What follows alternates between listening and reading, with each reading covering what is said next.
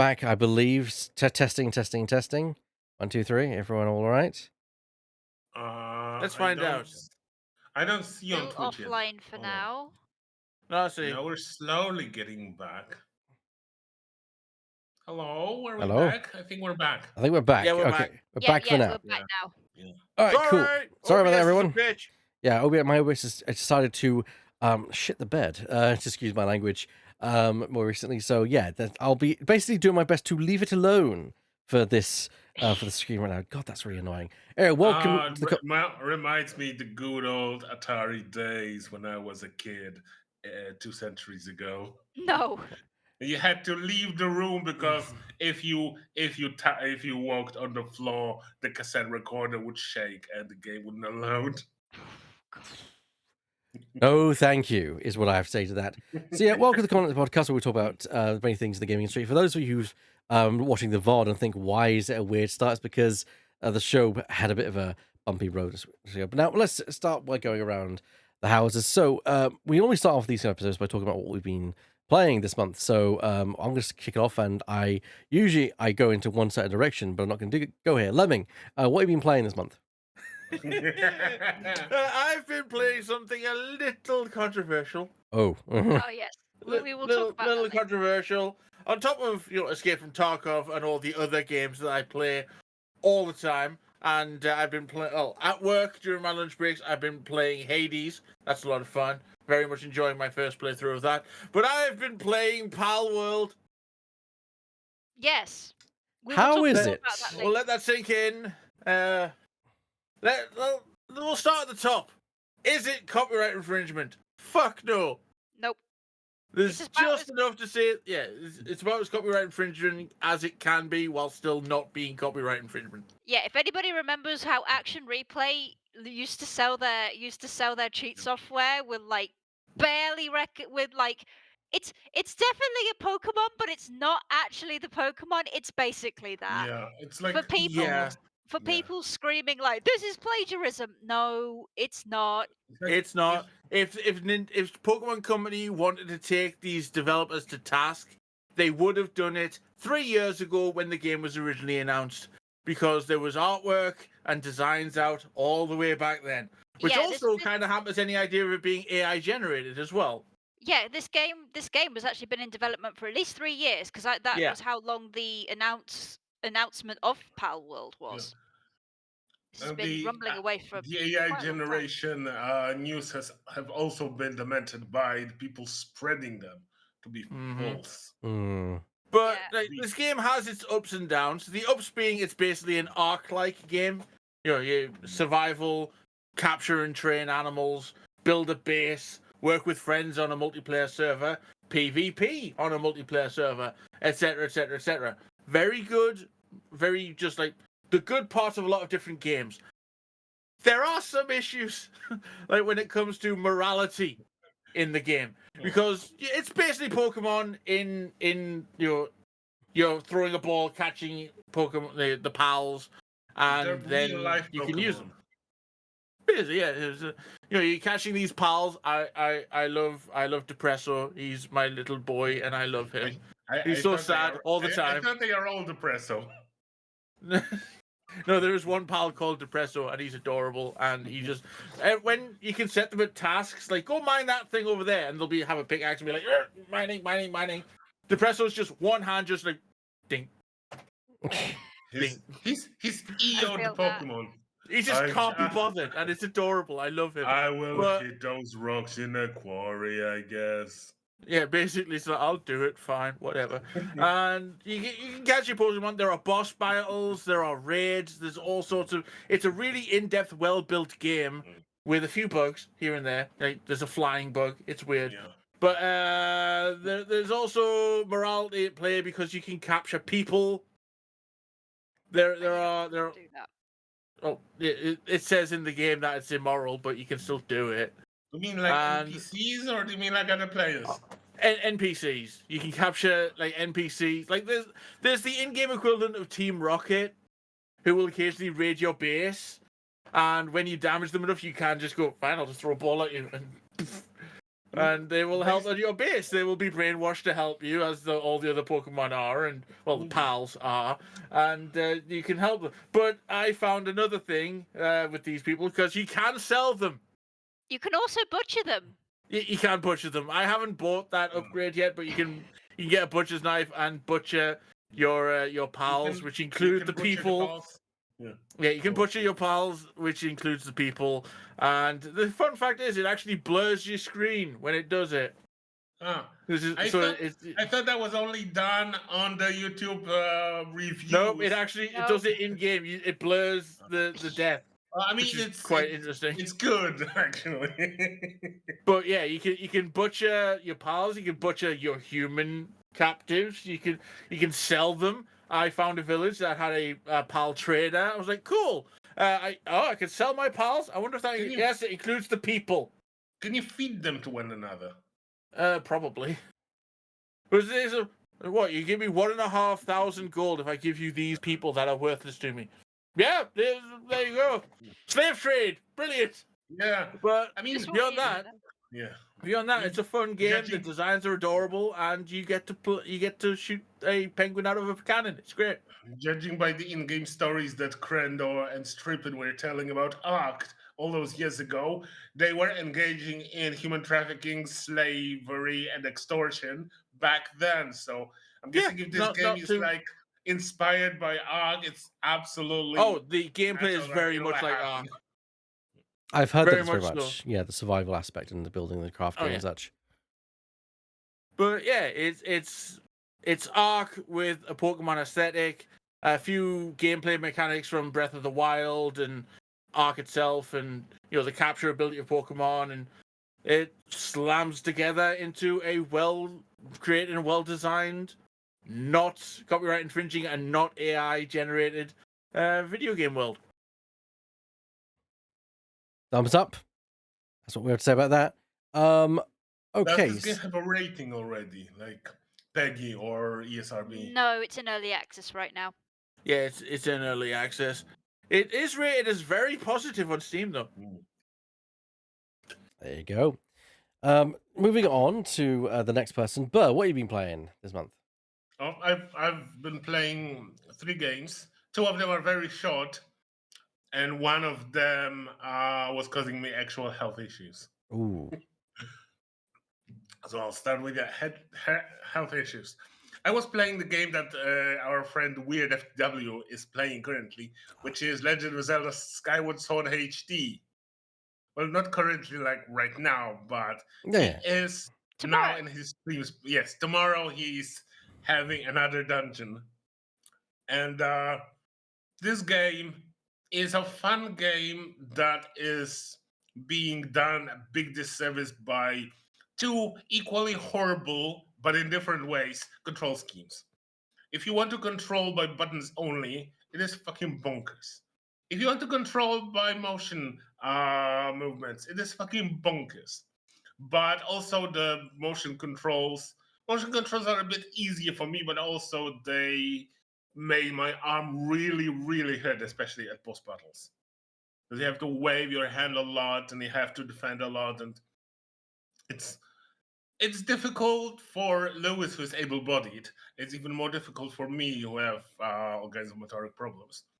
And I really, really hated all that. I was about to give up that game, and I just took a week's break from doing the bosses so that I can heal and recover. But it really sucks that this game does not have a more flexible ways, because there are parts of both control schemes that are nice and parts that are horrible. And I would just want to mix and match. I want to look around like a motion sensor part, but I want to move my flying or my swimming or my running like in the buttons only. Why can't I mix that? Because it's Nintendo and key binding is a sin. Key rebinding is a sin, I mean. Yeah, and also you're disabled, so therefore you're not eligible to play games, but according to Nintendo. Unfortunately, it's the way they tend to do things. I mean, that's not literally what they say, but they have always had problems with accessibility in Nintendo. Yes, Japan's not very good when it comes to No, accessibility. they're not very good at noticing the disabled people either, Yes, unfortunately. that's Yeah. Luckily, the two other games that I was playing were really great and made my mood much better. That's good. And even though they were very short, because like the longer one of them took me 5 hours, the shorter took me 2.5. But they were brilliant, and I absolutely love them. Go on. One of them is more of a goof game by one Joe Richardson. At first, I thought it was John Richardson, but not. Unfortunately, no. It's Joe Richardson. But the game is still amazing. It's called Procession to Cavalry. It's like if Terry Gilliam, who was doing the animation for Monty Python's Flying Circus and The Holy Grail and The Meaning of Life, if he decided to make a good point and click game. Okay. It has really great sense of humor mostly. Sometimes it's really bordering on edgy, but in most cases it's really funny. It has a lot of goofs, including the options when you enter the settings. And one of the options is have a medieval monk come up and blow a raspberry each time you leave the settings. And indeed, if you select that option each time you leave the settings, there's a medieval monk that comes and does. Well, it's absolutely brilliant. That's the kind of humor you have in this game. Glad to know that the humor is on point. I've been playing a humorous game myself. What else have you been playing? Yeah, and also that game is almost entirely built from public domain works of art, medieval, Renaissance, early Baroque paintings and music. And the way music is done is you always have a character or group of characters that are prancing around the scene, playing the music. And you can talk to them, you can upload them, you can look at them, and then it says what kind of music they play and what instruments. Like, oh, there's a prancing goofball playing like third Brandenburg concert of Johann Sebastian Bach, and it's really cool. So this game is partially educational, but mostly just silly, and I absolutely love it. Nothing wrong with being silly. Yeah. I mean, horrible histories exist. Yes, and it's not very far from Horrible Histories. This game, I absolutely recommend playing it. It's like 2.5 hours. You can finish it in one afternoon. And the other game that I played is also not very long. It's like 5 to 6 hours. It's the sequel to the game that was one of my best games of 2023 that I played. It's the sequel to Detective Grimoire. It's called Tango Tower, and everything is this game is better. The detective has an assistant. He has his own Luke Triton now. Their interaction is absolutely brilliant. The dialogues, as always, are a masterpiece. The story is awesome. The puzzles are really great. The art style is marvelous. The music is superb. Everything about this game is just hits all my buttons. I love this game, and it's made a huge impact on me, even though it was like 5 hours long. It's absolutely brilliant. It's gonna be in my, if not top 5, then definitely top 10 of 2024. So nice. Another absolute recommendation. Fair enough. Good. That's some. I'm back. Sorry about that, by the way. Yeah, I'm probably not gonna. PC restarting. I don't know why. I'm probably not gonna be able to get your camera back, Lemon, because that's probably gonna crash the OBS. So yeah, we're gonna have to leave that, unfortunately. But yeah, I'll try and get OBS stable for whenever I next stream. I can just relax.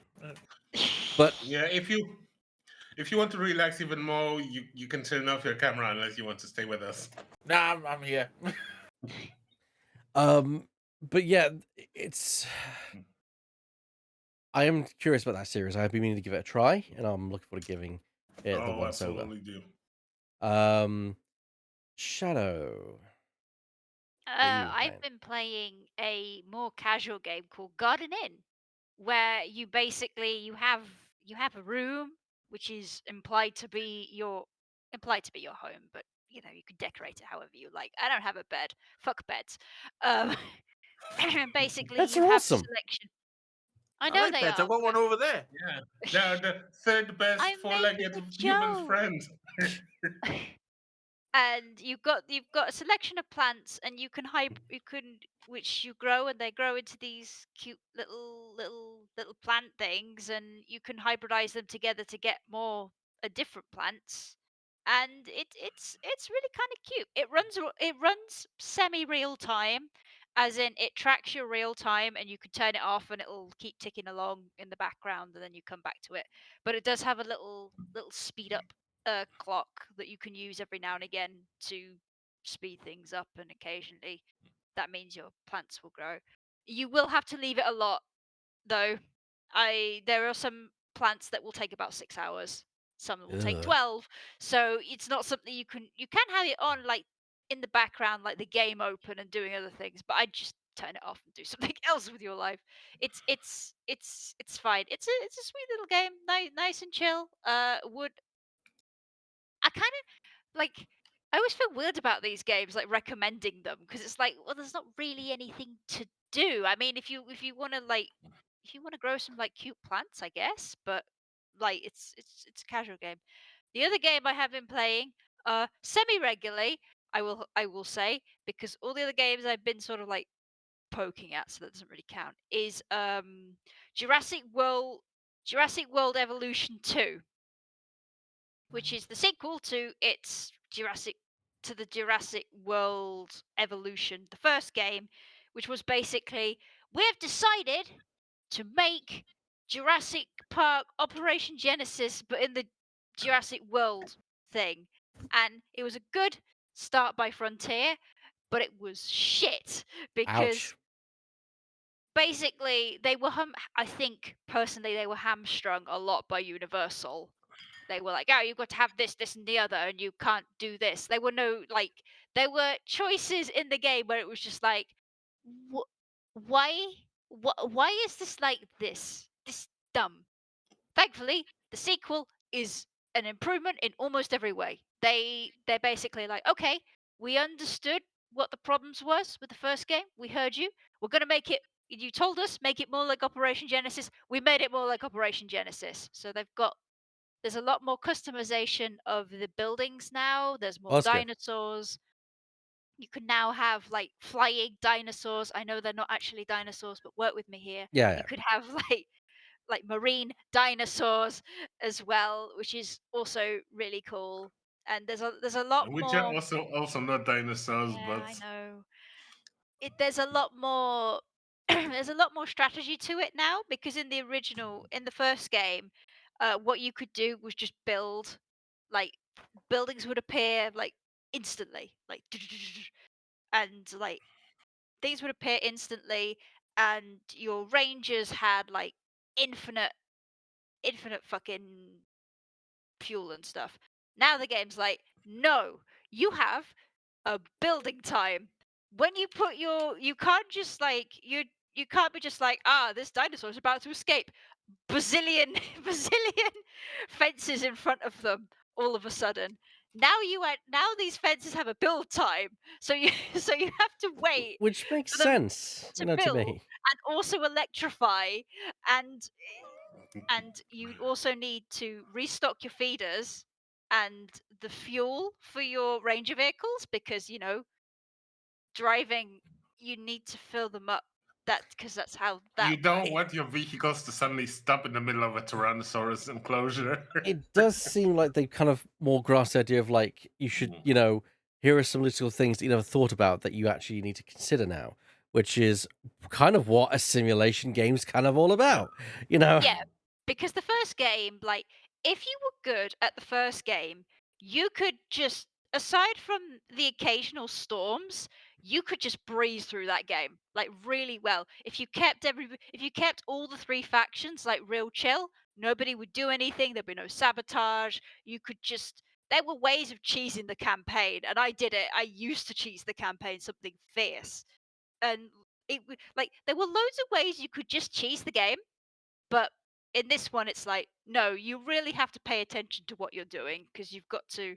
because you've got to make sure your scientists who are doing like expeditions to catch you more dinosaurs for you, because because the dinosaurs are running around in the wild now, because you know whatever happened in the movies, I don't care about the movies. Stuff happened, dinosaurs. Dinosaurs are everywhere now. I Okay, mean, you've just described the plot of the movie. yeah, dinosaurs are here now. So there's that. There's a lot, just a lot more.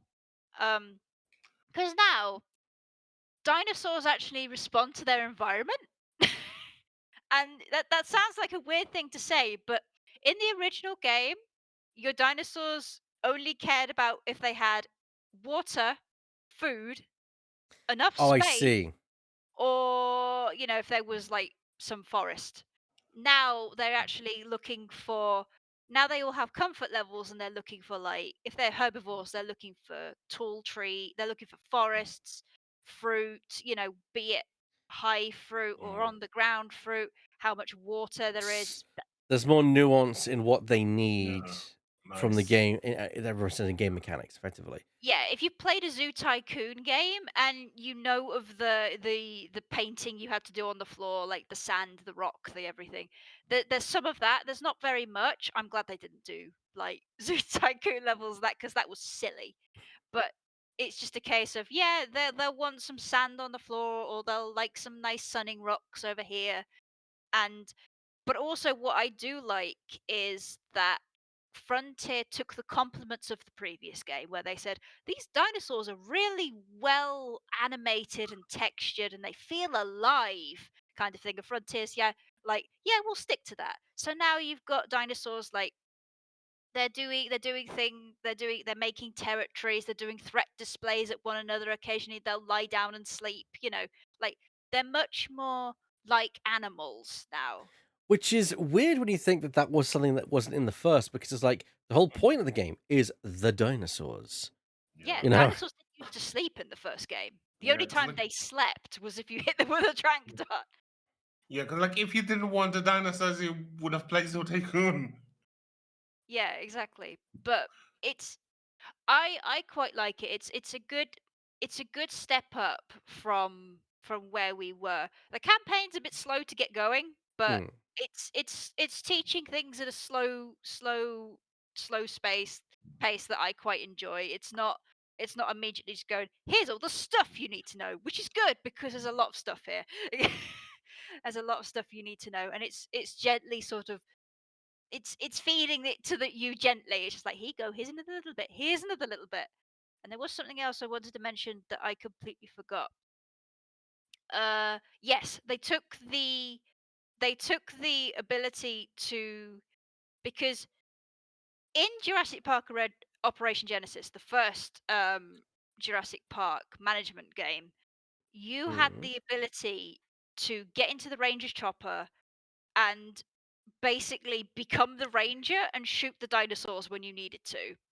Now, I always struggled with that because controls garbage. Hate it. I'm not very good at FPSs. Yeah, I But I came to play a management game, not an FPS, please. yeah, I remember there are some like challenge levels in that old game where it's like, yeah, you are a ranger, you must shoot dinosaur, and I'm like, I can't imagine anything worse than this. Anyway, but in Jurassic World they brought them back, but they have made it a lot easier that you could take control if you want to, and it's always quite fun to do the ranger thing, to drive the ranger car. That's fun. The helicopter is as garbage as helicopters usually are, but you can take control and shoot dinosaurs with trank darts and stuff if you want, but the game is more than happy for you to just leave it to the guys. One Just last thing I will say before I clock out. Um, One thing I do like is when you bring a dinosaur into, if you haven't bred the dinosaur yourself, I don't think, I haven't gotten that part far in the campaign yet. If you bring a dinosaur into a new enclosure, you don't know what the dinosaur's status is at that moment. So you have to either jump into a ranger vehicle, or you send a ranger out to go check on them, perform a mhm. status check on them, Hmm. and then it's like, yeah, this is their comfort level. You need more trees and stuff, which I quite like because it's something very weird about like dropping a dinosaur into its enclosure and then being like, ah, yes, I know instantly that this dinosaur is uncomfortable. Like, no, you don't. It's just Yeah, it's you. wandering around. That's the thing is that I think is the one thing that sim games do is that they're almost reporting back a lot of information all the time, whereas and naturally that's a gameplay conceit. Because I think because it's such a different kind of game, to have that level of like you need this to kind of get that information is a nice kind of like an adaptation of that. Yeah, Um, and I do like in this game as well. In the old game, your ranger cars could go up to the dinosaurs and they would not give a fuck. They do give a fuck now. The True Tyrannosaurus that. like big theropods will not enjoy having a ranger car come sidling up. They will attack them. And also Triceratops, famous for their bad attitude, will also have a bad Mm. attitude at you. Yeah. yeah, Yeah, it's like it's almost like the rhinos have that attitude from somewhere. Yeah, like so bottom line, would really recommend Evolution 2. It's an improvement on its original game in every way. good. Yeah. I finally finished Cyberpunk this month. Woo! Woo! And when I say that, I mean like I beat the DLC Phantom Melody quite a while back, just before Christmas, and Cyberpunk's been sitting on my PlayStation 5. I'm like, I'm so close to finishing that. Literally done all the side quests. Have not done all the police kind of things because like there's a lot of those, and I Yeah. ain't got time for that shit. But literally all the other side quests done. Literally just the main quest line left over, and that was it to do. And I had finally finished that up. Which the ending was kind of it hit me kind of hard actually, the ending. Because of the like the questions that game asks about what it means to be you and such.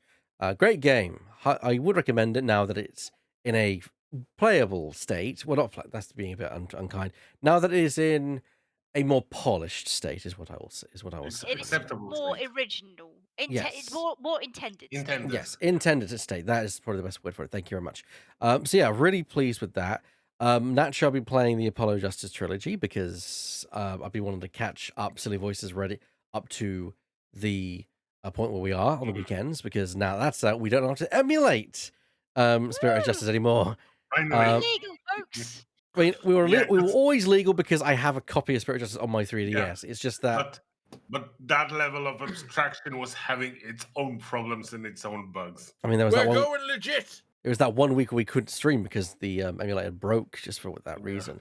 It is what it is. But no, it is nice to be able to play that. And I will say, I am going to give props to Capcom when it props to do. Out of all the collections they've done, so that is the original trilogy, the Great Eternia trilogy, and the now Apollo Justice trilogy. This is probably the cleanest and best trilogy ever. I Just hear a feel, lot of compliments about it. yeah. You can see the love in Yeah. the game. Whereas I literally, for comparison, booted up the Phoenix Wright trilogy, and all it is the 3 games presented. Like, there's no museum, there's no asset, there's no nothing. Literally, it literally is just options, new game, and that's it.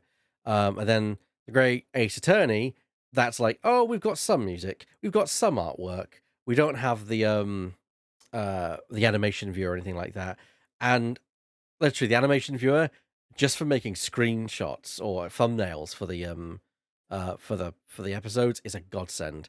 The one I'm like, I wish this was in the Greatest Attorney and I wish this was in the original HD trilogy. Which probably You means can that put some every animation over a green screen and do whatever you want with it. which probably means at some point Capcom are going to do like the trilogy DX version or something, I don't know. And just I mean, I wouldn't mind like a free DLC upgrade to be like, give us like bring them more in line where you've got like a library and things of Complete collection with all of them in Yeah. it. that wouldn't be too bad, although I'll want them to do investigations as a duology. Give us all the things. No, very pleased I with mean- that.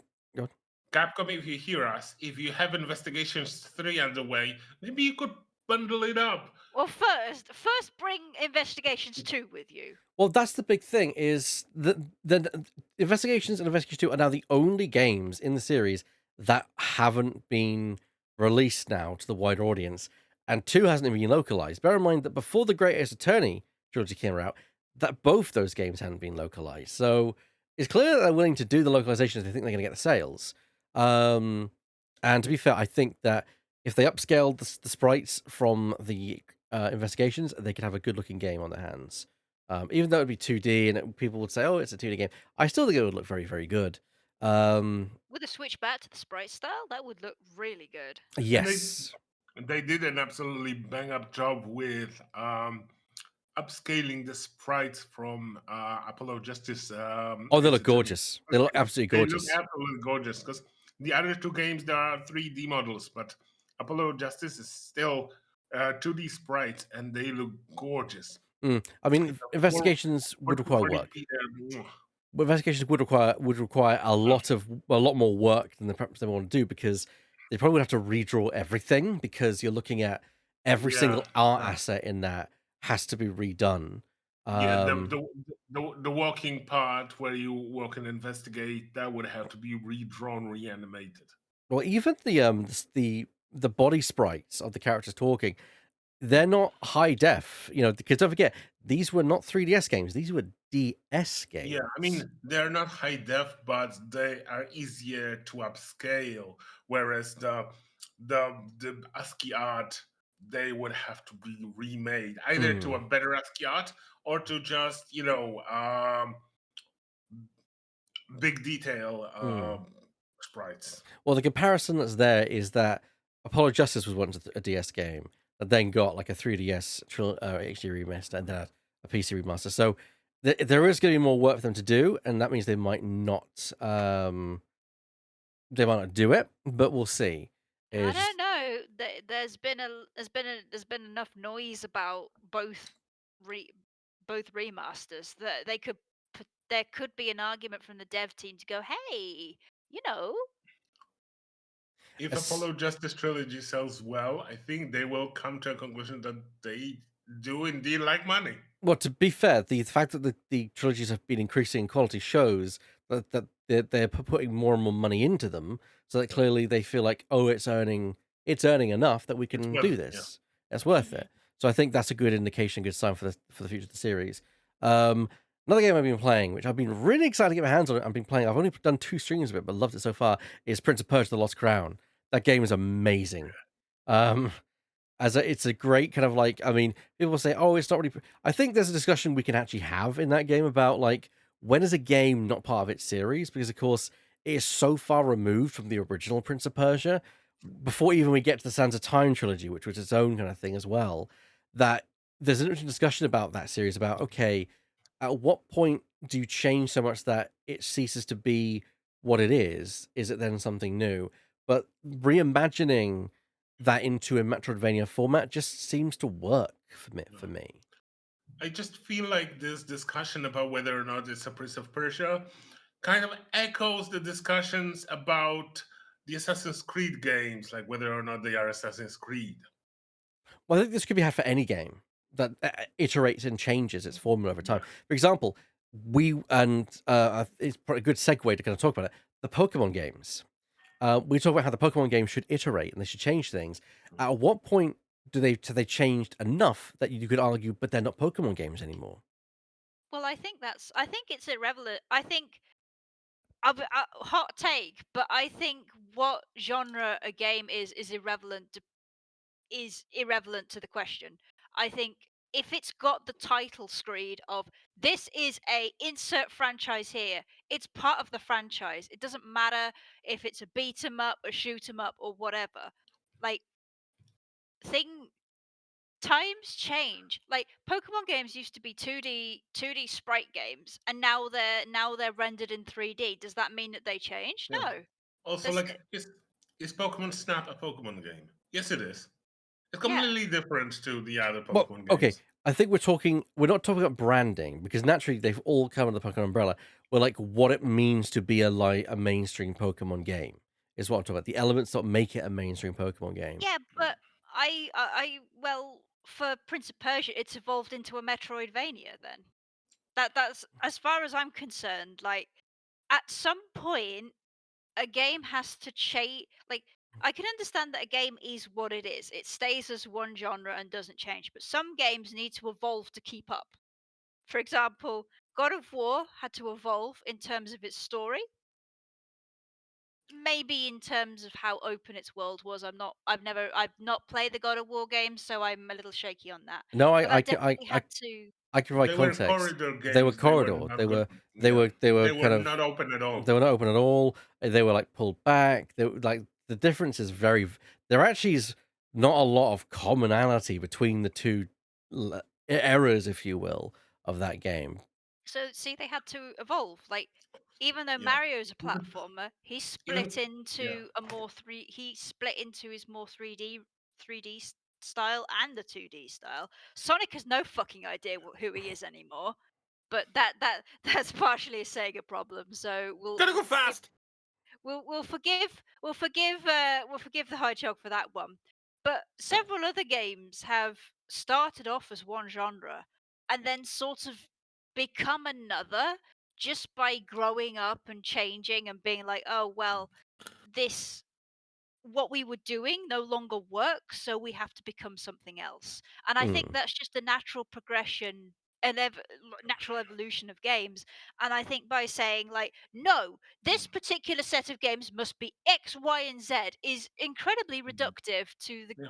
to that franchise and the game restrictive. industry is and the game industry Yeah. as a whole. So Like I we wanted. like people could have said like in Doom, you cannot look up and you cannot jump. And that's stupid. Because like you look at Doom Eternal now and you're bouncing off the walls, like doing quick kills and stuff like that. It's just like things gotta evolve. You gotta keep going.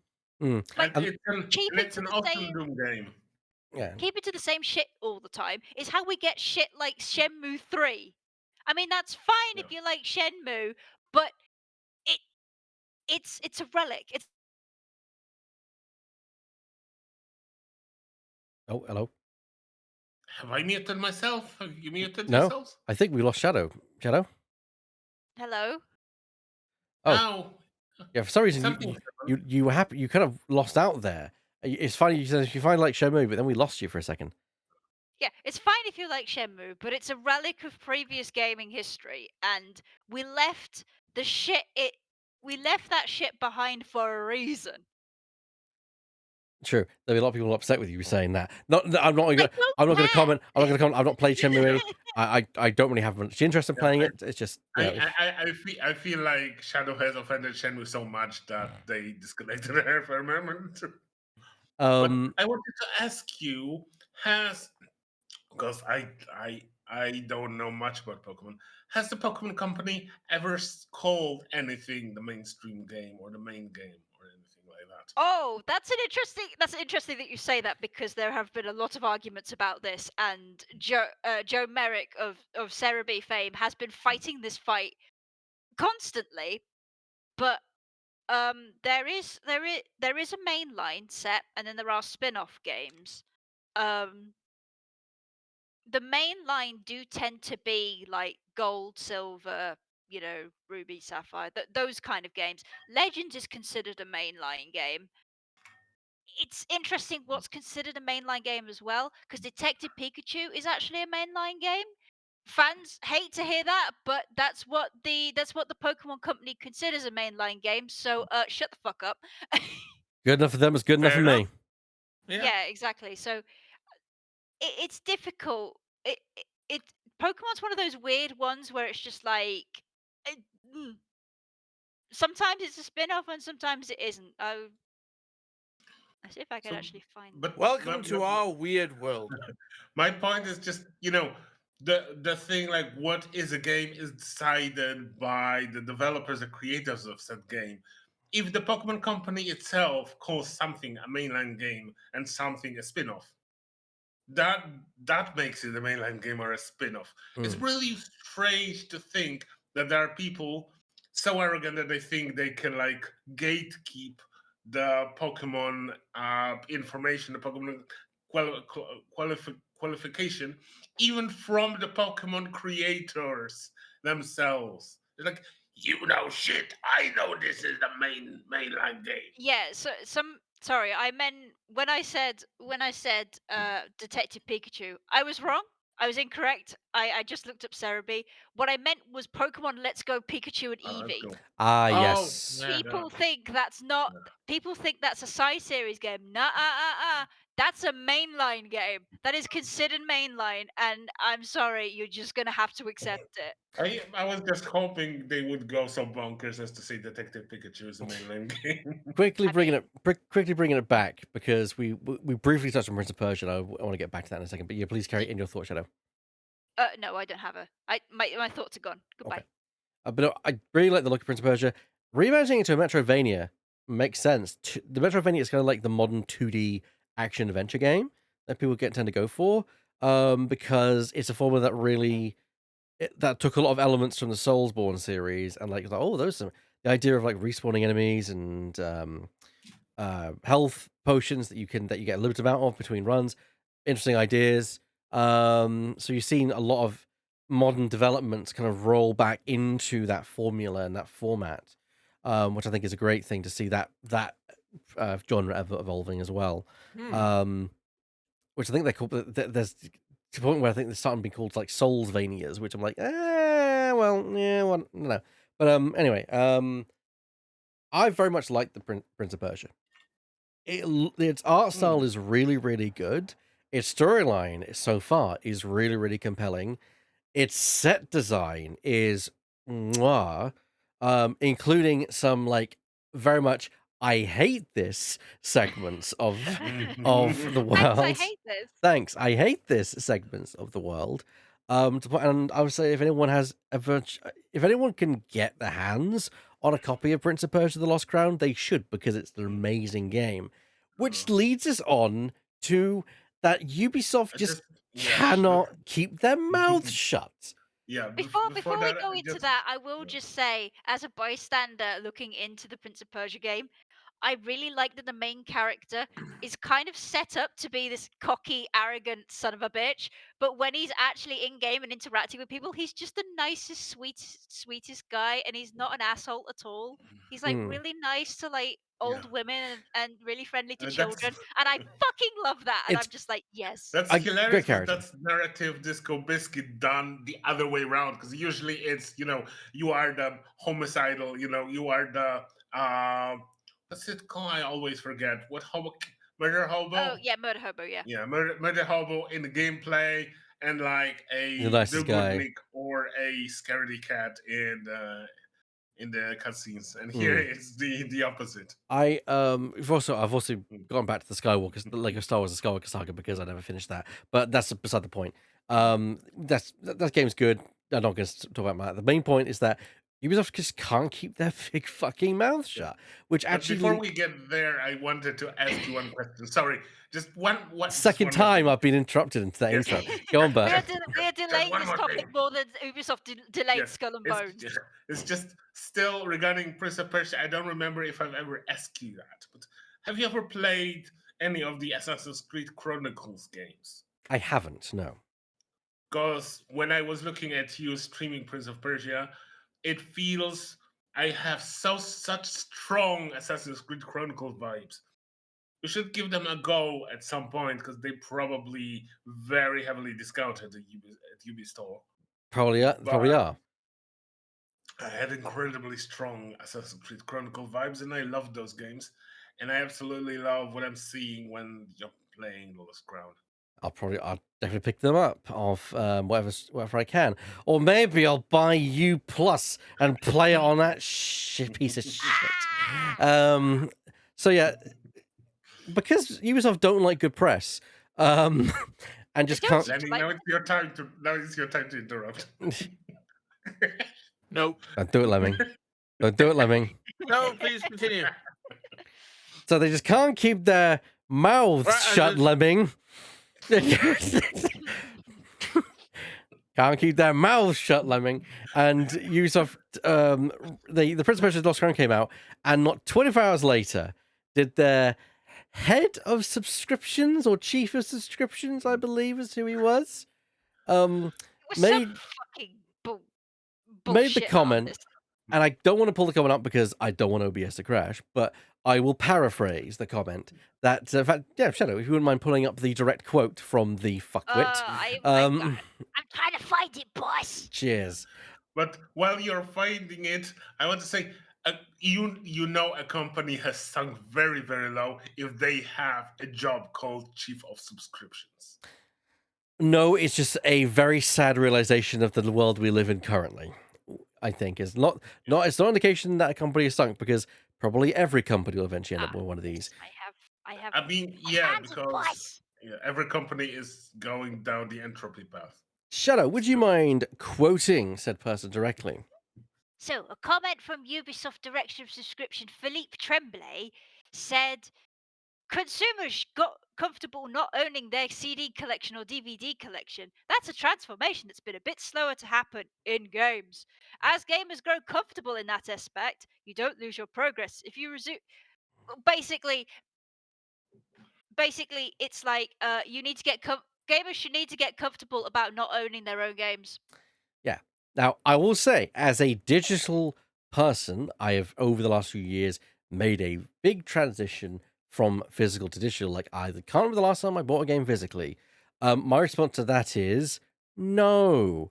I'm sorry, but, you know, if I buy a game, I should be able to play that game whenever the fuck I want, on the system that's relevant. For example, I'm not, you know, if someone's, you know, I do think that things should be backward compatible. Looking at you, Nintendo, and daring you to make the Switch 2, whatever its successor is, not backward compatible. Switch 2, go gadget. The Super Switch Motion 2, control. the Super Yeah. Switch, whatever it's called. Super Switch 2 Turbo. The unfortunate reality is that, you know, especially since they are really pushing this subscription service for their games, where it's like, oh yeah, for 15 quid or which is not, or for 19.99, which is not a small amount of money a month. It is more than Netflix, I will point out.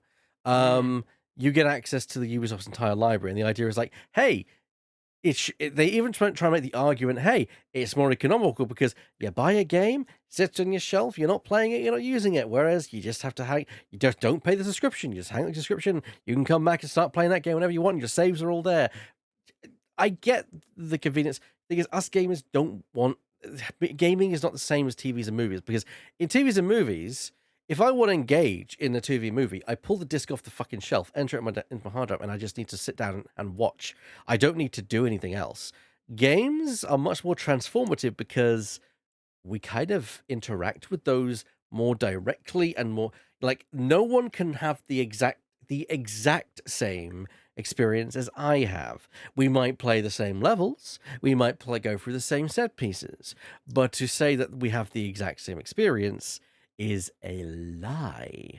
And it's a lie that Ubisoft and other companies, no doubt, are going to try to sell you on the idea of you can have a subscription service for your games. I like to employ consumer choice in a lot of this.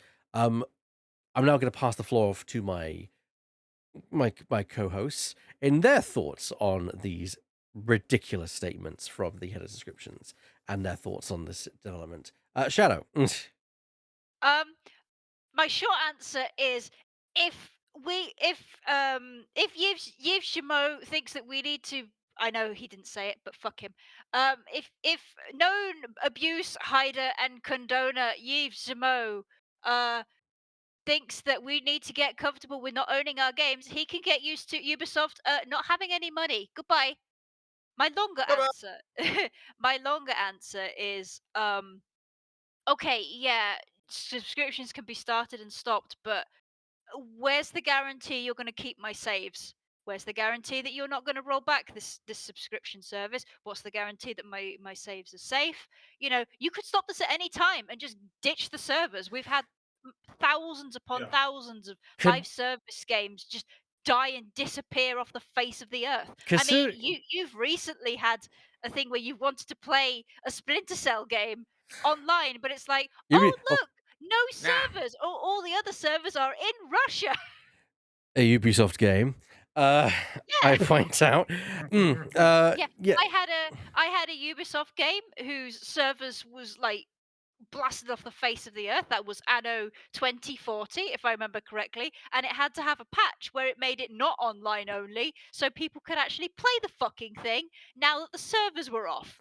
Ubisoft has got an extremely bad track record for this, and I don't trust them with a fucking thing. Plus, I might need to add on top of that subscription service, they offer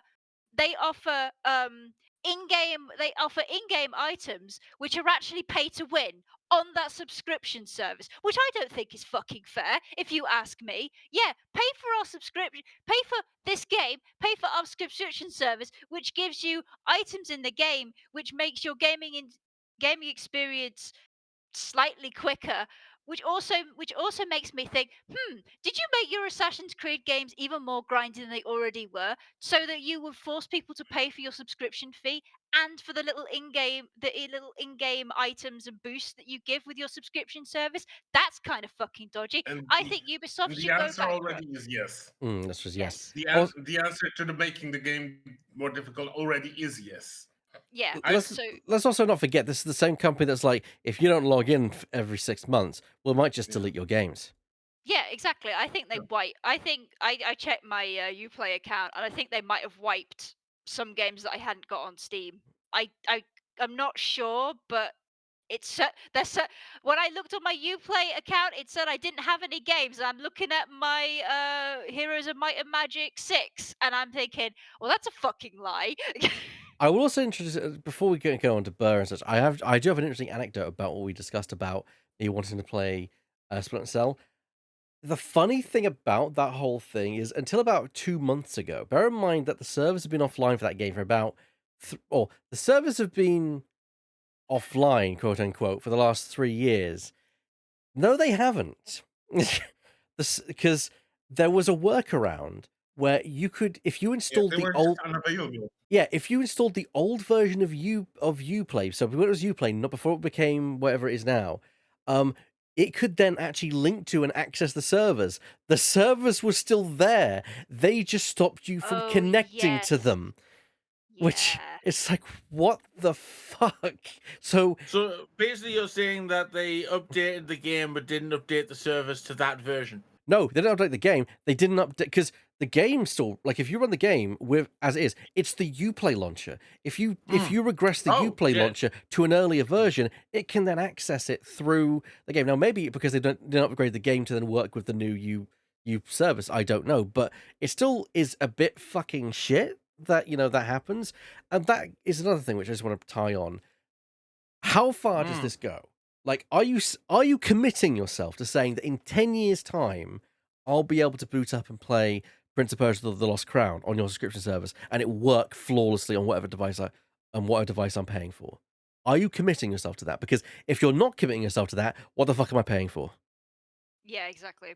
But And the Yep. thing is, go on, sorry, go on, Chad. Then we're going to Burr. I was just going to say and we've already seen that video game companies are not exactly wedded to game preservation. No. Burr. Yeah, the companies are never your friend. And what I want to say is, I really would not want this to become a precedent. Because when Ubisoft like gets away with this, other companies that already offer subscriptions, like Microsoft with a Game Pass, or God forbid Valve, because everyone likes money and everyone likes money for nothing, would decide like, yeah, we're gonna like withhold some things, we're gonna remove things from people's accounts and move them to subscription and tell them, you want your games back, subscribe to them.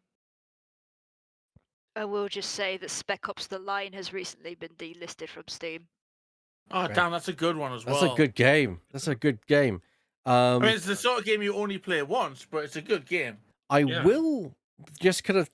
I'll actually will throw my hat out for one service I think is doing it right, even if they probably aren't giving as much as they. People are saying is they're not giving as much as they could, and maybe they're right, maybe they're wrong. I don't know. And that is PS Plus. And the reason I say that is because on PS Plus you get the entire like classic catalog if you say to it.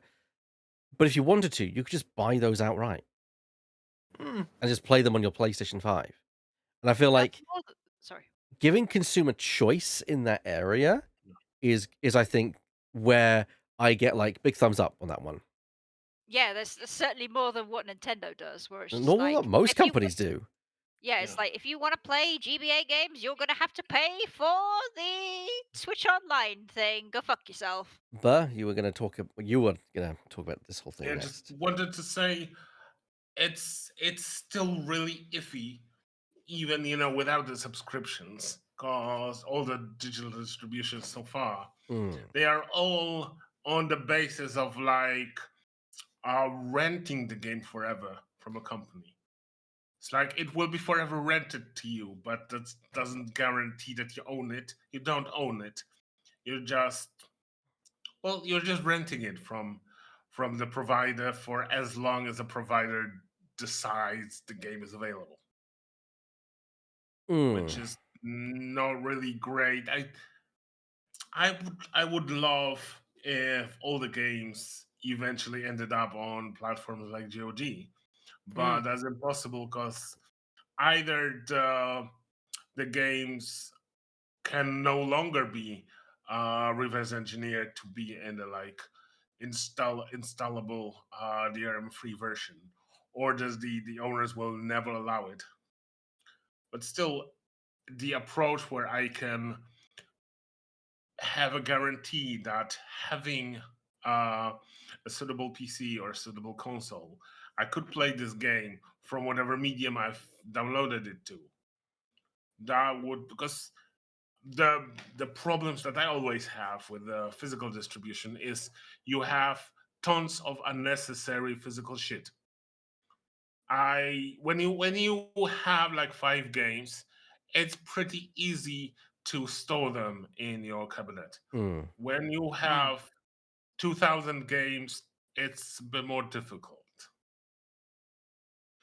So if you can have them on a like physically downloaded, but like when you have all your 2,000 games on an external disk or external pen drive, and still own them and can install them from that, that's like the best approach to both owning the games physically, but also not littering the planet with physical copies of things. Mm. I think it's worth us like talking about like the effect this would have upon the because the thing about which they're not considering is that we are dealing with an entirely different medium. Very much so. Now, you might say, well, what does that exactly mean? Well, I talked to audience member. If I want to watch a movie, I know that I can watch that movie. I know that if I boot up that movie on Netflix, it's gonna work. It's gonna actually show me the fucking movie. Um, and whereas if I'm on a subscription service and I boot up the game, and this is like 5 years on or whatever, and the game's like, oops, sorry, your operating system is the one I don't recognize, then it's kind of like, again, what the fuck am I paying for? Well, I think the thing about streaming games is it's being played on a different computer, just being streamed to you, kind of thing. So it's not even your machine that's playing the game; it's just something else. Well, that's streaming, but Ah, we're talking about like this subscription service where you still download the game to your system, just that it's just that it oh, may not, fair. yeah, and I think that that is a key problem. And even though I don't think we're even ready for streaming games at this point because the latency we just don't have the technology right now to No, eliminate latency there. There's always and going to be it's the that. main reason the Google Stadia failed. I remember when everyone said Stadia was going to be the savior of gaming. It was going to be the next big thing. No, it wasn't. It died a horrible death because it didn't. It's too early The for that infrastructure technology. wasn't ready for it. Yeah. It's not. And it still isn't ready. You know. I was Hey, trying I was trying to give a chance to the better ones like GeForce Now, but in the end the latency was so bad that I was only able to like stream Turn-based games. Hey, does anybody remember a place called Blockbuster? Yeah. I Do remember we that. think that this is not where we're heading? Anyway, Yeah. amusing thing aside, I think personally there's gonna be a point where there's gonna be an argument in court. And the reason I say that is because unlike a movie, a TV show, or a book, we don't put a physical mark upon upon the things that we watch. If you watch a movie, like you could start and stop wherever you want. Like nobody like if you watch a movie, 1,000 people can watch a movie at the same time in different places, and you never like notice anybody else. But a save in a game is unique to that person. It could be every inch of the save is different. The only way that you'll ever play a completely identical save is like astronomical to what is like one astronomical chance, or two if somebody gives you that actual save from their computer and gives it to you, kind of thing, because people share saves all the time. But I think but that the video games are the only media where you actually have an effect on the game. You produce something from the game that you made. You made that save. You like people could argue, but the game is still you still like played the game to do it. It's just like, yeah, but I own the save. I did that. That save wouldn't have appeared like normally. If the game had just been left to itself, the save wouldn't have appeared. I had to interact with the game in order to create that kind of thing. Like a book stays a book even if it's unread. A film stays a film even if it's unplayed. But a video game doesn't stay in that same state. If somebody plays the game and saves, like that's it. The game's played. The game has been played. It's been touched by somebody else. The copy protection has been, broken in a sense. And I think at some point there's going to be a fight in court about, like are we like creating something new just by the act of interacting with this media? And I would say yes, we are, kind of thing. And at that point we own the game in a way. I mean, there could be an argument of like, well, you own the save, but like you own the save of the game but you don't own the game itself. It's just like, yeah, but I had to use the game in order to create the save, so surely there's some ownership. That's what's going to get fought in court, kind of thing. And I Maybe. think this is going to happen at some point in my lifetime. Probably not. Well, I don't see it occurring in a decade. Maybe in my lifetime, maybe Mm, not. Don't know. Don't know how fast things are going to move. But at some point, I think there's going to be a tussle about this there will be. Yep. because, you know, at some point, consumer law is going to get involved, and we're going to have to hope that it rules in favor of the consumer. Otherwise, we're going to have a very bad time. I Yeah, mean, not right wrong. right now, we already have like there was some controversy with things like the PT demo, which the PT demo can't be re-accessed, which is because demos can't be saved. They're not technically owned. They're thing because they can be redone on each point. The PlayStation doesn't log them as like an owned thing.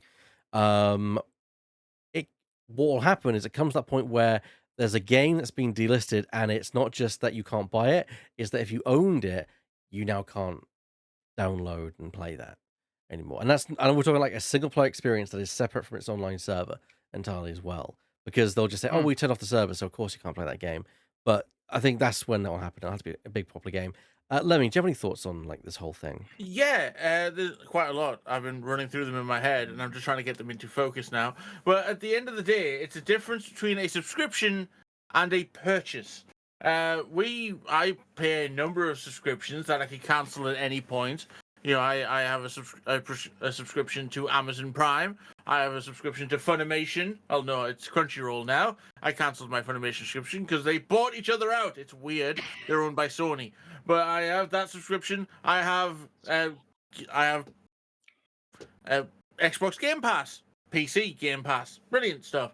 But I understand that if I cancel my subscription, those things go away. I no longer have access to those things, and that's fine because I'm paying monthly for a service. The issue here is, I'm buying games, Ubisoft. I am giving you money for a purchase. The thing I purchase with my money is therefore mine.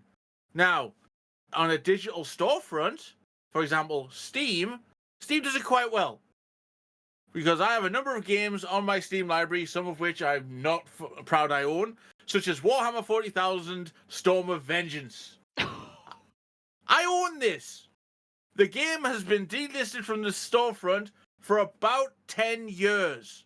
But you can still download and play it. I can still download and play it because I own it, and until Steam dies, their servers will allow me to download this. Until Steam dies. And that's the way it should go. Exactly. While you are still a company, if I bought something from you, I have given you money up front for a product, you should give me that product whenever I want. I own that product and will go to court if you keep pushing this. Yeah, and that's why I do appreciate what GOG does. It allows you to actually download the installer to your PC, so you can run it whenever you want, like irrespective of internet stuff like that. Yeah, I mean, my backup hard drive has every game I own on GOG as a backup. Yeah, I bless GOG. I should get more games from them, but they never have the. Steam is so convenient, and GOG never has the sales at the same time. Like, at this point, I'm begging for like those two to like go into business together or something. But and GOG's launcher is still just a mess. Yeah, it's not great. Oh, you know how you guys said that Spec Ops: The Line got delisted on Steam? Yes. Yes.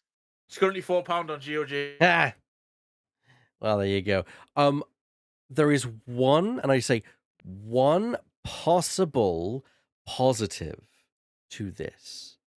That's the only positive that I literally just thought of in this whole subscription malarkey. There is one benefit which I hope that people have thought about, and I hope companies would do this. For example, if Ubisoft, if you're not doing this, that is a big problem, and you need to kind of get on that shit. Which is, imagine you have multiple consoles. Now imagine you, for whatever reason, be like, I played this game on my PlayStation. I kind of want to play it on my Steam Deck now. I pay that subscription service, therefore I have access to that game, therefore I can download that. The save is converted, and I can download that and play on my Steam Deck. Or if I want to move it to my PC, I can do it and play it on there. And that's what I think the only way the subscription service could work is the idea of the cross ownership of things across multiple console ecosystems. But whether it actually does that is another question. I think the problem there is it would be more of a publisher-based thing rather than a dev thing. It definitely would be something like it's a Ubisoft thing, and it's not like it's a Microsoft thing and it's a Sony thing. It's I would say it would depend on which store you bought it from. For example, if you bought the product on Steam, well, that's its own ecosystem. Oh yeah, but I'm talking about. I'm talking like through. Yeah, I'm talking Microsoft. I'm talking about like what these subscription services could do to make it more appealing. I mean, that would be a saving grace sort of for Ubisoft subscription, because they have. I don't think they have a single game that's like. Oh, hello. Can you hear me? Like have a subscription, and the games that we provide within the subscription, you can access them from. Hello.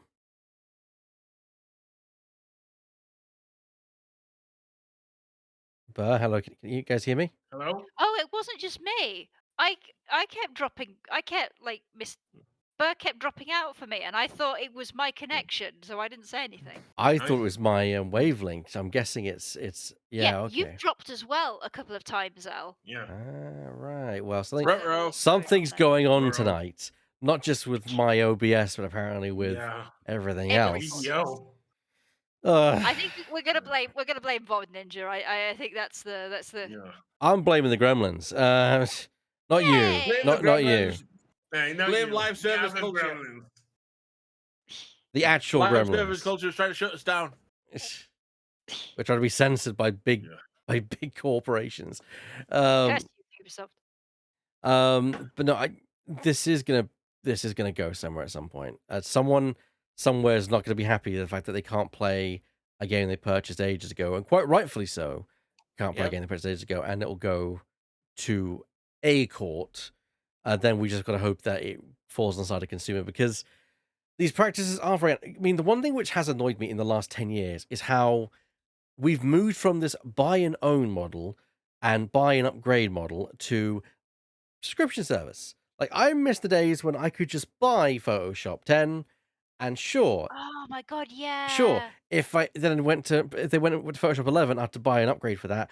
But at least I could keep going on number 10 and not have to pay £10 a month to have to Yeah, access it's it. so fucking annoying with like Microsoft products as well. Like they're like, "Oh, do you want to subscribe to Office 365?" Like, no, I just want your basic fucking 2020 whatever package to and just leave me alone. It's like, "Oh no, but you have to pay a subscription service." Pay a subscription service to my foot.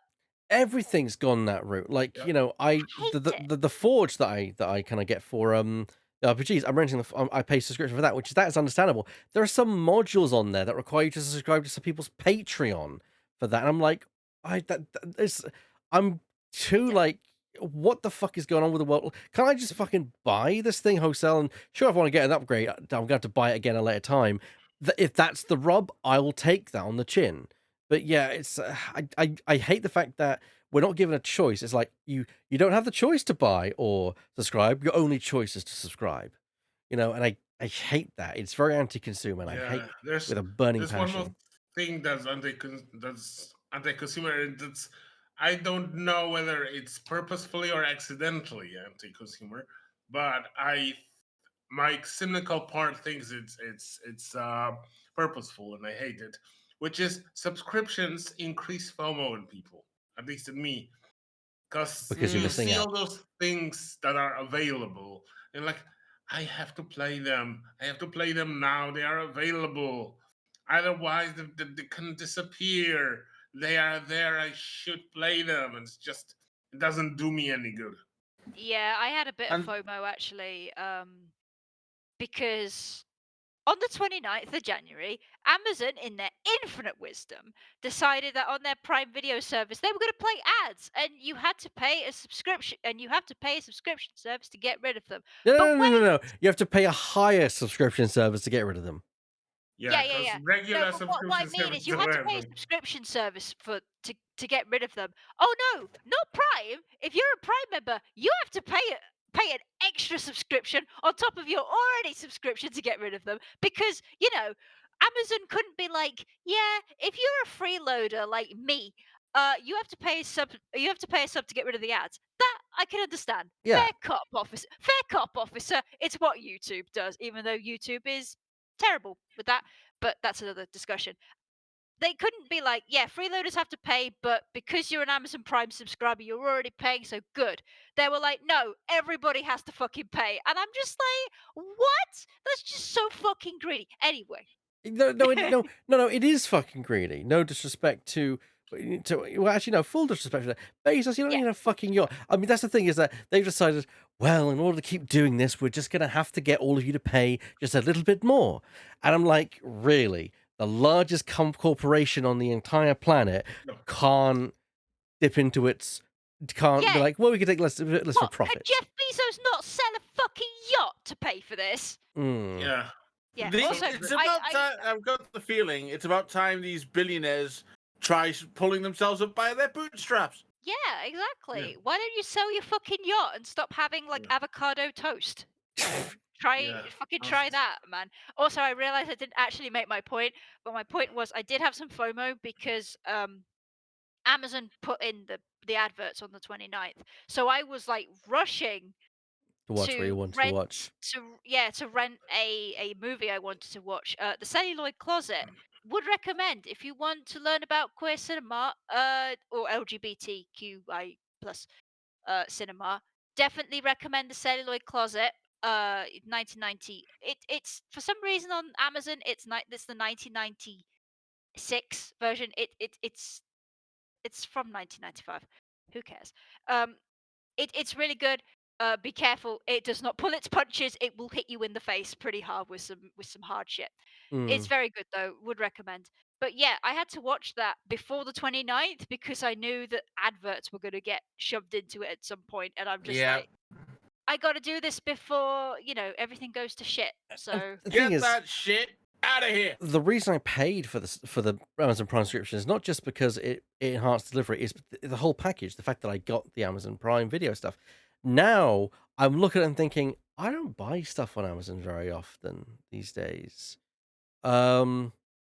So and then like, so you want me to pay a bit more, do you, for videos?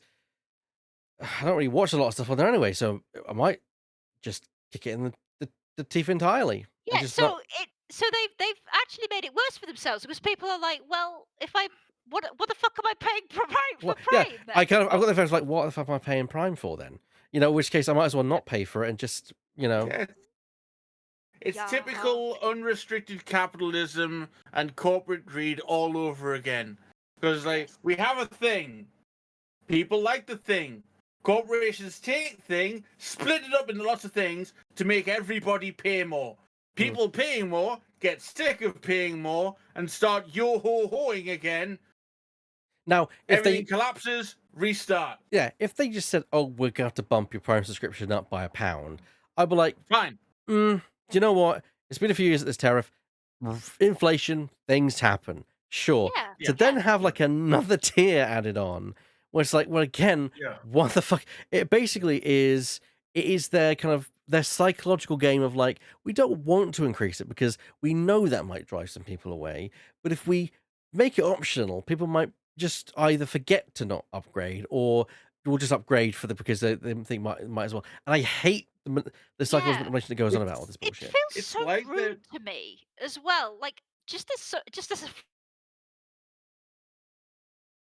We lost it again. okay, yeah. If I'm not paying anything, sure I get ads. That's just like that's the law of the internet and has always been sort of these days. Even though I run uBook Origin, because ads annoyed me for the last time.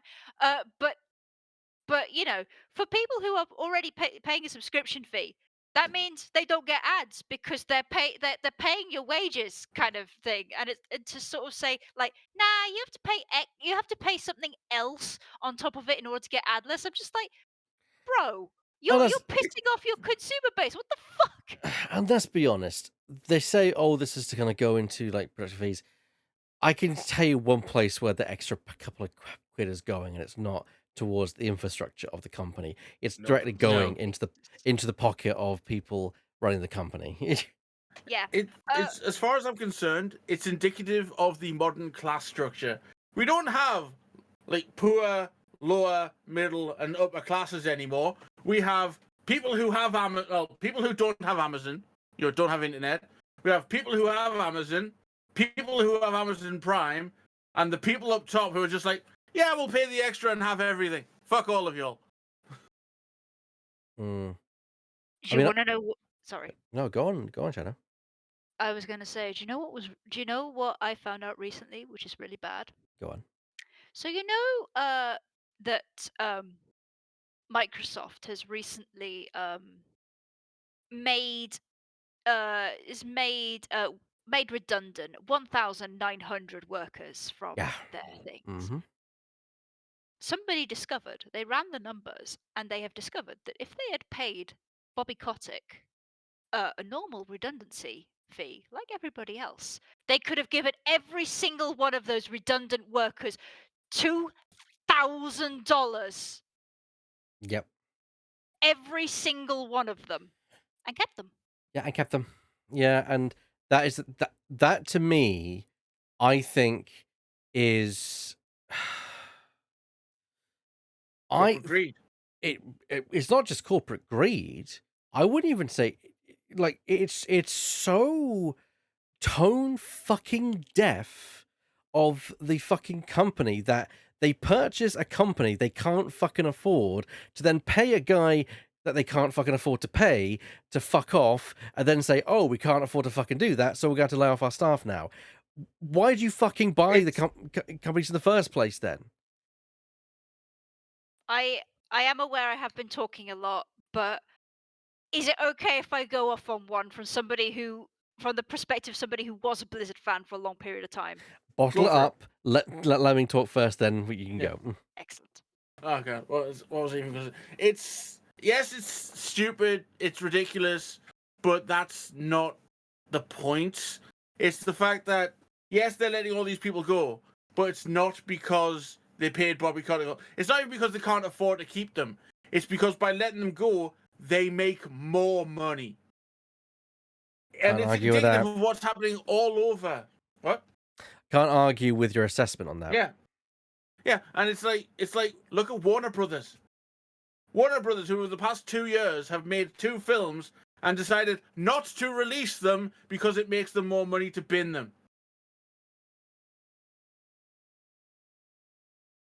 There is a significant issue with how all of this works in the Western world, and it starts at the top. There are rules and loopholes that are being manipulated by these, corporations. That means they can get away with going, oh, we've done this thing, an artistic thing that people will enjoy. Bin it. It makes us more money from tax cuts. Yeah, not just that, but like as I mentioned before, this whole ridiculous idea of, why if Microsoft couldn't afford to keep these companies going with their teams, why the fuck did they even buy them? Yeah. Why was it even entertained as an idea? What, because those companies would have folded anyway? Oh, great. Give the companies false hope, It's the same thing. It's the same thing corporations have been doing for the past decade or so, where they bin people towards the end of a tax cycle because it makes them look better, so their rate, their stock goes up, and then they get to go, look, just bigger stock, the illusion of constant growth, and then they hire new people because they'll be cheaper to hire because they're new and inexperienced in the industry, and then they mull them through the fucking thresher. Oh god, this idea that there must be constant growth is such a ridiculous thing. Everything Line has an must go end. up. The line can stay where the fuck it wants, in my opinion. It's like the line cannot keep going up. That's not how physics works. There is eventually an end. Yeah. Yeah. Oh, Yeah. we lost. We're slowly losing people over the stream. Yeah. You have 3 guesses why. Okay. No. He's Kitty been pulled something they sabotaged. shouldn't have. Is it small and furry? Yes. Yes. Okay. Yeah, He's it been is a small sabotaged furry. by a small kitty cat. Anyway, Yeah. Go on. So, Shanna. rant away. yeah, so I remember when Microsoft was coming in to Activision Blizzard in the midst of all the scandals and Bobby Kotick, threatening to kill people, threatening to have people killed. My apologies, allegedly. And Oh, all allegedly, sorts he of confirmed he did that. He apologized Oh for it. yeah, I forgot. Yeah, he did that. Did that twice actually. And all of this stuff. And Microsoft comes in, and the Blizzard people were very, very happy about that. They Phil Spencer came, talked to them, they talked to them and were like, everything's gonna be fine. We're gonna make everything's gonna be up and up. We're gonna respect your union. They were so excited. They were so excited. They're like, oh my god, yes, this is a turning point. We've had such a bad time of recent, but now everything is going to get better. And then they sack them, and they haven't even got the fucking decency to tell people when they're being sacked. They throw out Mike Ybarra, who was a Blizzard CEO. They've replaced him with a ex-Activision dev, like an ex-Activision CEO, not even a dev. And they just throw these people out like they're nothing. Disposable. Yeah, they came in like, yeah, everything's gonna be fine. It's gonna be great. It's great to have you on board. And then they just betray them like that. And that just makes me so angry. So fucking angry. You walked in here like their fucking savior, and you stabbed them in the back as if they were nothing, as if they were just a number. And it's just like, you're throwing them out in January, one of the worst years to get jobs and stuff like that. And it just it boils the blood, and you don't even know. We're like 30% of the we are like 30% of the amount of people who got fired last year at the end of January. This year is going to be awful. This year is going to be fucking awful because it's the first round of layoffs we've seen this year. We are due for some more, and it's going to be more than last year. And last year was fucking terrible. And I just at this point, I am leaning full left at this point. At this point, if somebody starts building a guillotine, I am finding Bobby Kotick and throwing him under it. Why stop at Kotick? Just get the rest of the people who run the corporations underneath that guillotine and start letting heads fly, I say. Agreed. Yeah. Anybody who is worth over $1 billion. Not just that, I say board individuals who have no investment in gaming as an art, just want to see that fucking number go up. Get in the fucking guillotine. Yeah. These aren't creatives. These aren't creatives that give a shit about what they're making. To them, creativity is a product to sell. They have no creative. They can't create anything. These fucking idiots think that generative AI is the future because it can just put things together without a person. Like nobody really gives a shit. You don't need to put any creative like thought or feeling into it. Anybody who's going all in on generative AI has no idea about the creative process. Yet no, they don't. The people who do all this, who are the pencil pushers, who sign all the checks, these are the people who sign the checks and they make sure the ones themselves are pretty big ones. Whereas the people who actually matter, the people who actually make the stuff, they can just get whatever they get and be happy with it. Yeah. And it's fucking disgusting.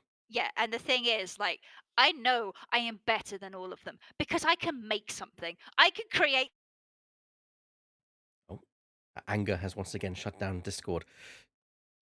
You use generative AI to mimic just a fragment of my power. You are pathetic and weak, and you'll never be like me. You'll never be like them, the people that you treat like dirt. And I hope you die knowing it. I'm fully under the idea that in our lifetime there will be some sort of global revolution. We're getting into heavy stuff here on the podcast. Names. Yeah, I would just like to say for GCHQ, I am ranting. I'm not gonna do anything. I'm just a nerd in a bedroom. Like we're not gonna be the ones to set everything off, but I fully anticipate something happening. Maybe you won't, but I've been. And now Bird shut down the Discord with his talk. Yeah, I can do whatever the fuck I want. Discord ate your words there, Bird. Would you mind repeating that? Yeah, please. Yeah. Yeah, of course. So you might not do anything, but I've been keeping notes. I've been doing notes of what to do, and I'm a bear who's gonna fucking stop me. Look, I don't know who. I don't know. I cannot. We do not condone what the individual members we say. We do not condone violence, nor do we condone any kind of act against anyone. Don't be a dick. No. Don't be a dick. However, if you are a CEO, maybe you should look at the figures of your check and maybe consider. Maybe I should talk to head office about maybe lowering the amount that I get paid. Yeah, please do a Satoru Iwata, who was the greatest of our times, sadly missed. He was the last great leader of companies, I would argue. Would you guys agree with that? Oh, and now, hello, Discord ate us again. Yeah, they're still going with Discord. Discord ate you. It keeps eating us like constantly now. There seems to be some kind of connection issue with Discord going on because it would seem to be fading in out. I would argue that Iwata was the last great CEO. Honestly, true. Yeah. Because I agree with that. I imagine if I can't speak for the man, but if he was alive today, I have a feeling that he would make sure that. I mean, I've not heard of Nintendo having people laid off lately. Yeah, for all the shit we talk about Nintendo, they've always treated their employees very well. They've Or I at least we've a not change. heard of. yeah, that we've heard of. But I've I've heard never of. heard of them like doing layoffs like this callously, sort of thing. Like we can't speak for what's going on inside there, but Yeah, I've never they, really heard yeah. Nintendo being like, you know, Yeah, they might be Shit. seeking an army of lawyers left and right, but I've never heard of Nintendo layoffs. Mm, All I can really say is to the CEOs and upper managers of the world, fuck you. this is my cry. Fuck y'all. Look at the people in your companies. You don't need another fucking yacht. You don't need another yacht. You're already, by having that position, you're already more well off than 99% of humanity. Look down at the people you're stepping on and maybe have a bit of fucking compassion for the numbers that you step on. also I think AI could do your job better. Ironically, Oh, that's Yeah, one of if the we very want few- generative AI, Yeah. replace the CEOs. I mean, at the end of the day, if we, CEOs actually do though. I mean, at the end of the day, if we're going to start replacing people, jobs of hello. CEOs, eventually they'll come for your job as well. Yep. and they'll probably do it better because they'll be like, Yeah. the number, because an AI will go, Number not going up. Productivity is better when people are treated good. We should treat people good. Yeah. Them's Who would have thought it? Who would have thought it? Let's end on some positivity, I say. yes. Oh, I do have some positivity. I have God. some good news as well. Whenever I raise my hand like this, it means we've been eaten. I'm gonna have to just check. Sorry. Sorry. Whenever I raise my hand like this, it's a sign we've been eaten. What was that? Yeah, you So- all of you have been eaten. So people from Volition Games have formed a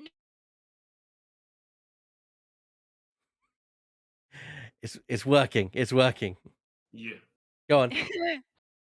Volition much- conformed in the yeah, studio. yeah, they formed a new studio called Shapeshifter Games. Good. We got Got there in the We end. got there. But yes, they formed a new studio. I am very happy for them. He's good shit. Yeah, it's good shit. Anyone else?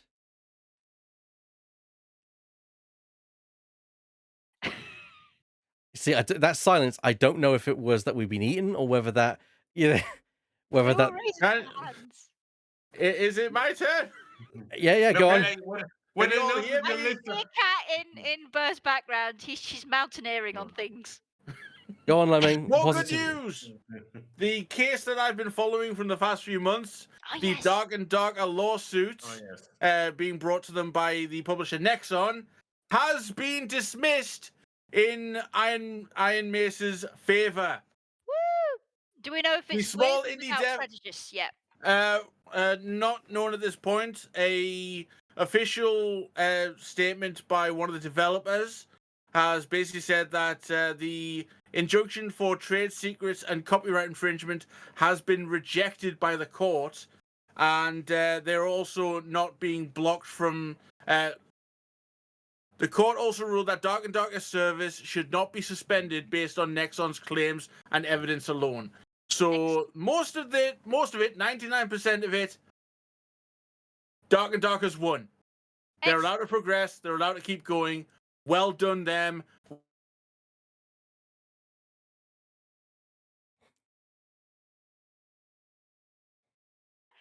Ow. Yes. Well done, everyone who's been supporting them. We all held the line, and they won. Cool. It's over. They're making their game. Discord is Excellent. certainly throwing a wibbly tonight. I got a bit robotic there, a little bit towards the end, Yeah, there, Lemming. Well, I was going to say let's talk about games we're looking forward to, but personally, I think Discord is going to die any second now. So, Yeah, it's not been great. so I say instead of kind of trying to fill out the last 15 minutes, half an hour, we let Lemming go to bed early, and we just end the show here and now. Game I'm looking forward to: the Ace Attorney trilogy, the Apollo Justice trilogy. I'm We're going to finish it. I'm looking forward to Outlaws, maybe. I'm looking forward to Outlaws, but also particularly this month, I'm looking forward to. There was something coming out. What's coming out this month? There is Stuff. also there is another game that I'm looking forward to. I can't remember what it is. Go, Burr. Yeah, I'm looking forward to Alone in the Dark, but at the moment I'm looking forward to continuing Live a Live because it's such a good game. I love it. I'm Cool. looking forward to a DLC from Escape Simulator. That's coming Yes. in February. Yes. I'm just checking what my February one was. Burr, the Thaumaturge is coming out in February as well. Yes, Thaumaturge is coming out. Yeah. The Dark Wait, When the hell Forces. does Battlestar Tactics come out? Pacific Drive is what I'm looking forward to. Ooh, yes. Yeah. Got some good shit coming. Good shit. And of course, Yeah, don't forget, Go! don't forget towards the end of I want February. to see what they do with Rara Rasputin. Game in Blast. Thaumaturge. Yeah, don't forget Yes. towards the end of February. We've got Game Blast happening on. Game Blast. Do you want to have a show after Game Blast or just before? Because Before, because we need to get people hyped. Yeah, for we the need to Right get then. them hyped. effect. in that case, next month we'll be back not on the 27th, that's per normal. The last Tuesday we'll be back on the 20th of the month instead to kind of hype up Game Blast. So that's Let's gonna be fun. go! Let's go. Yeah, Let's and do this. before that happens, everyone go to Weird's channel on Friday when he and Ebag and Laura. Yes. I can still hear you. I can't. Oh, I couldn't hear Oh. Burr. He disappeared. Oh no! I had burp, but No, carry no. on. Oh god. Yeah, I just wanted to plug the stream on Friday that Weird and Ebag and Laura and Scarf are playing Mario Golf. Yeah, I continue to have my complex relationship with Mario Golf exposed. I think it's Stockholm And a lot Syndrome of at this Game point. Blast is going to be revealed. Yes, we're going to be revealing all the Game Blast stuff that Friday, which is going to be fun. I cannot wait. Funny guy. He's also kind of batshit insane, but we Yeah, love him. weird as batshit insane. We love him. We're going to go before Discord decides to kick us out anymore. Sorry about the problem, everyone. We'll see I don't you. know why I'm waving. You can't see my camera. Indeed. We'll see you all next time. Goodbye, everyone. Bye-bye. Bye.